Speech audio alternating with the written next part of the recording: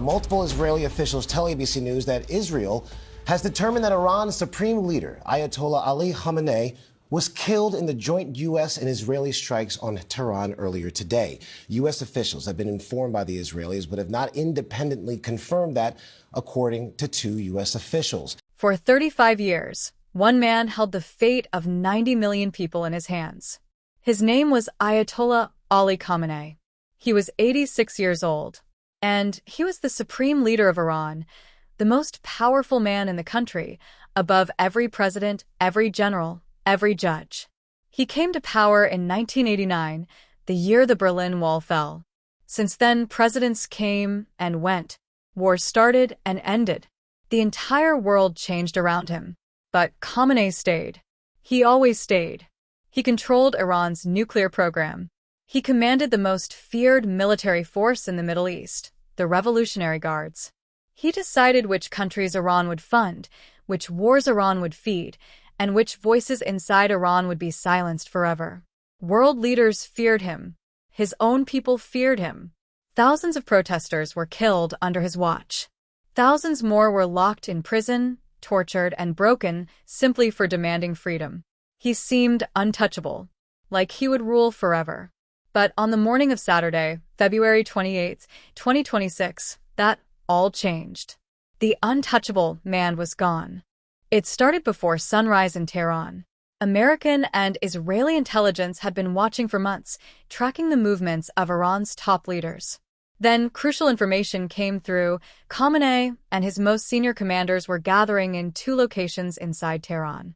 The order was given: strike now. At dawn, approximately 200 Israeli fighter jets crossed into Iranian airspace. Simultaneously, the United States launched its own strikes by air and sea. Together, they hit over 500 targets across Iran in what was codenamed Operation Epic Fury. 7 missiles hit the fortified compound in the heart of Tehran where Khamenei was located. The explosions were enormous. Satellite images released hours later showed nothing left, just rubble where the compound once stood. Also killed in the strikes, the commander of the Revolutionary Guards, Iran's defense minister, the chief of staff of the Iranian armed forces, and at least 4 senior intelligence commanders. In total, Israeli forces targeted 30 of Iran's top military and political leaders in a single morning. Netanyahu later confirmed, "We destroyed the compound of the tyrant Khamenei in the heart of Tehran." The most powerful man in Iran was buried under the ruins of his own palace. For hours after the strikes, the world held its breath. Iran's government stayed silent. State media announced Khamenei would address the nation. People waited. The address never came. Iran's foreign minister said the supreme leader was alive, as far as I know. But he could not say it with confidence. He could not say it with certainty.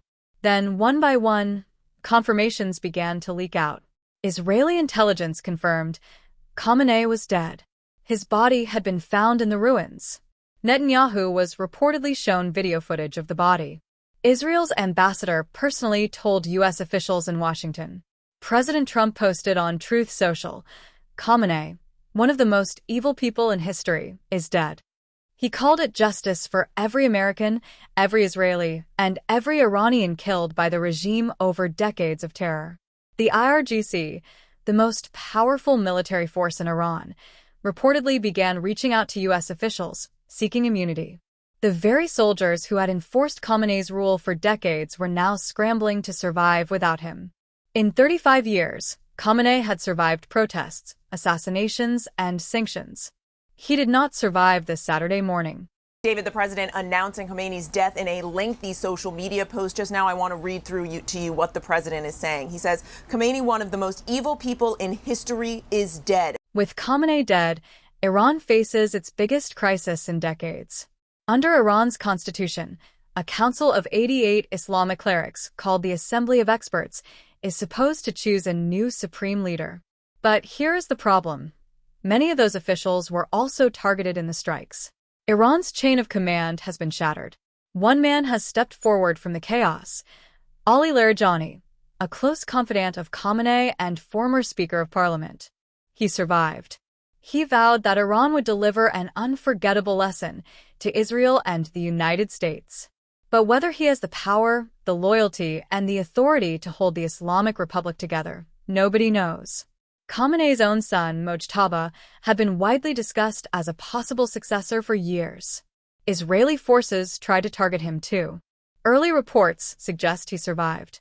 Whether he tries to claim his father's throne is one of the biggest questions hanging over Iran right now. Iran's exiled former Crown Prince Reza Pahlavi, the son of the Shah who was overthrown in 1979, called on Iranians to flood the streets and take back their country. A 35-year dynasty has collapsed in a single day. The question is, what comes next? Is why this moment matters to every single person on this planet. Khamenei was not just a leader. He was the engine behind decades of instability across the entire Middle East. He funded Hezbollah in Lebanon. He funded the Houthis in Yemen. He funded militias in Iraq and Syria that killed American soldiers. He pushed Iran's nuclear program closer and closer to a weapon of mass destruction. His death does not automatically bring peace. Iran has already fired over 150 ballistic missiles at Israel and at American military bases across the Gulf. A ballistic missile struck central Tel Aviv. Explosions were heard in Bahrain, Abu Dhabi, and Saudi Arabia. The Strait of Hormuz, through which a huge portion of the world's oil flows, has reportedly been blocked by Iran. The entire Middle East is on fire right now. But here is what is also true. For millions of ordinary Iranians who have lived under brutal oppression for decades, who have been arrested, tortured, and killed simply for wanting freedom, this morning may be the most significant of their lifetimes. Trump told the Iranian people, "Take over your government. This may be your only chance for generations." That a man who ruled for 35 years, a man who seemed untouchable, a man who shaped wars and crushed millions of lives, was gone. In a single morning, before breakfast. The Middle East will never be the same. The world will never be the same. If this story shocked you, if it made you think, then hit that like button right now. It helps more people find this video and understand what is really happening in our world. Subscribe if you are new here, because this story is far from over. We will be covering every single update as it breaks, the new Iran, the power struggle, the missiles, all of it. Drop a comment below. Tell me, do you think this is the beginning of peace or the beginning of something much worse? I want to know what you think. Share this video with someone who needs to understand what just happened. Most people have no idea how big this really is. I'll see you in the next one. Stay safe, stay informed, and never stop asking questions.